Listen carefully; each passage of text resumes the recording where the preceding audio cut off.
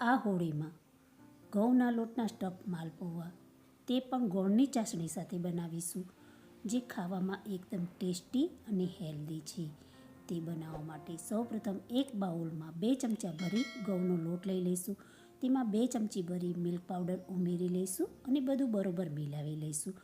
તેમાં જરૂર મુજબ થોડું થોડું દૂધ ઉમેરતા જઈ ખીરું બનાવી તૈયાર કરી લઈશું અને ખીરાને થોડીવાર ફેણી ઢાંકી ખીરાને થોડીવાર રેસ્ટ આપીશું. હવે ગોળની ચાસણી બનાવીશું. તેના માટે એક તપેલીમાં ગોળ લઈ ગોળ ડૂબે તેટલું પાણી ઉમેરી ચાસણી ઉકળવા માટે મૂકી દઈશું. હવે એક પેનમાં થોડા કાજુ, બદામ, પિસ્તા સમારેલા લઈ કોરા શેકી તેને નીચે ઉતારી લઈશું. હવે બીજી પેનમાં 2 ચમચી જેટલું દૂધ મૂકી તેમાં 2 ચમચી મિલ્ક પાવડર ઉમેરી બધું બરોબર હલાવી અડધી ચમચી જેટલું ઘી ઉમેરી બધું બરોબર હલાવી મિશ્રણ ઠીક થઈ જાય ત્યારે તેને નીચે ઉતારી લઈશું. તેમાં શેકેલા કાજુ, બદામ, પિસ્તા, સમારેલી દ્રાક્ષ, 2 ચમચી કોપરાનું છીણ, થોડું જાયફળ છીણી ઉમેરી લઈશું અને અડધી ચમચી ઇલાયચી પાવડર મિલાવી સ્ટફિંગ તૈયાર કરીશું. તમે આની જગ્યાએ મોળો માવો પણ લઈ શકો છો.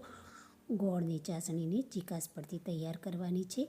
રેસ્ટ આપેલા ખીરામાં 5 ચમચી જેટલું ખાવાનો સોડા, અડધી ચમચી દૂધ ઉમેરી બધું બરોબર ફેણી ખીરું તૈયાર કરીશું. હવે એક પેનમાં તેલ અથવા ઘી ગરમ કરવા મૂકી દઈશું અને તેમાં તૈયાર કરેલું ખીરું ચમચાની મદદથી રેડી ઉપર તૈયાર કરેલું સ્ટફિંગ મૂકી તેની ઉપર ફરી ખીરું રેડી ચમચાની મદદથી કિનારીને થોડી સેટ કરી લઈશું. એક સાઈડે ગોલ્ડન કલરનું તળાય ત્યારે તેને 2 ચમચાની મદદથી પલટાવી બીજી સાઈડે પણ તેને તળી લઈશું અને તેને તેલમાંથી નિતારી તરત જ ગોળની તૈયાર કરેલી ચાસણીમાં ડુબાડી દઈશું અને બીજું માલપુઆ ઉતારી લઈશું. બીજું માલપુઆ ઉતરે ત્યારે ગોળની ચાસણીમાં ડીપ કરેલું માલપુઆને બહાર કાઢી લઈશું. આ રીતે બધા માલપુઆ તૈયાર કરીશું. મારો વિડીયો પસંદ આવતો હોય તો લાઈક કરશો.